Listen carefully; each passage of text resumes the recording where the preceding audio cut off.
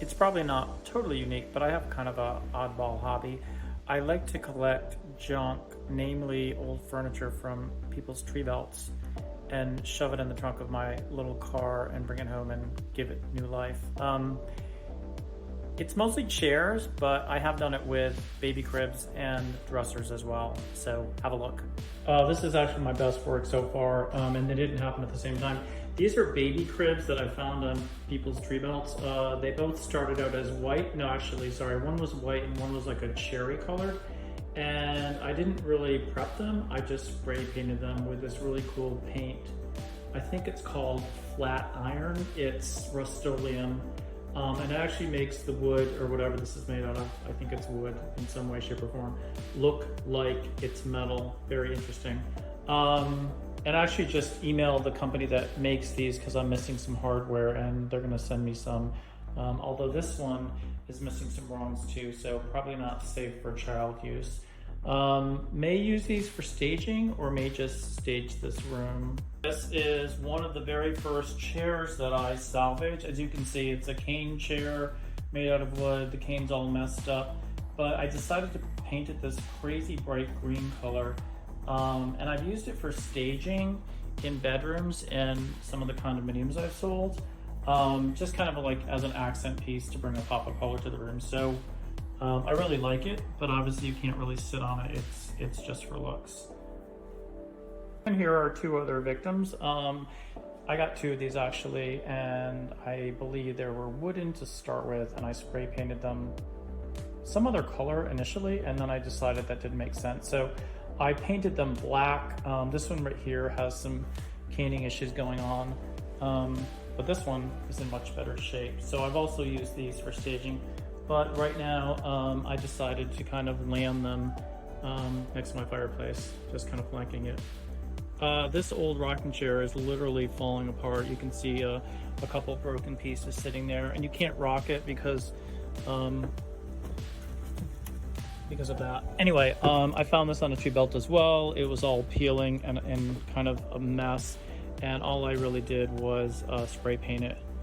I forget what color this is. I don't think it's a different color that I use for my outdoor furniture, but anyway, no one's gonna see it. It's just sitting on my front stoop, so not really meant for use, just here for looks.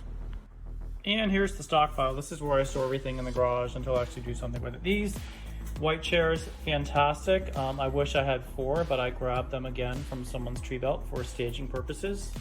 These blue funky plastic chairs I love. My neighbors threw these out across the street, so I didn't have very far to carry these.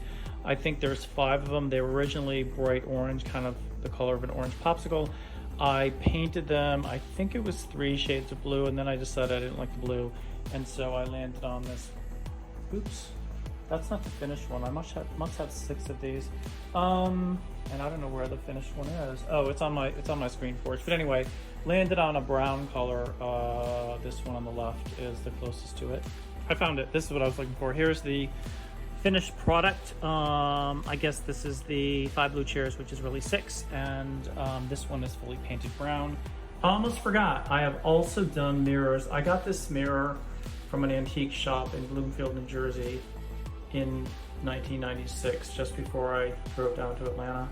And originally I think it was gold, and then I painted it, spray painted it this beautiful, I don't even know what color this is. I think this is the same color that I use for my outdoor furniture and the chair, the brown chair, but I'm not sure, but it looks much better this color than it ever has.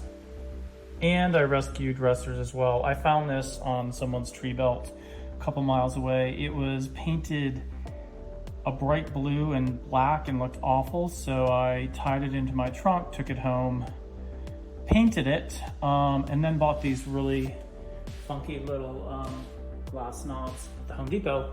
All I need now is to have somebody cut me some plywood to fill in the top 2 drawers that I don't have, but I'd like to fill them in and just kind of put faux drawers on them, kind of like you see in bathroom cabinetry on vanities where the top drawers aren't real because the sink is there. But anyway, and here's my latest find. I found this again on a tree belt about a block away.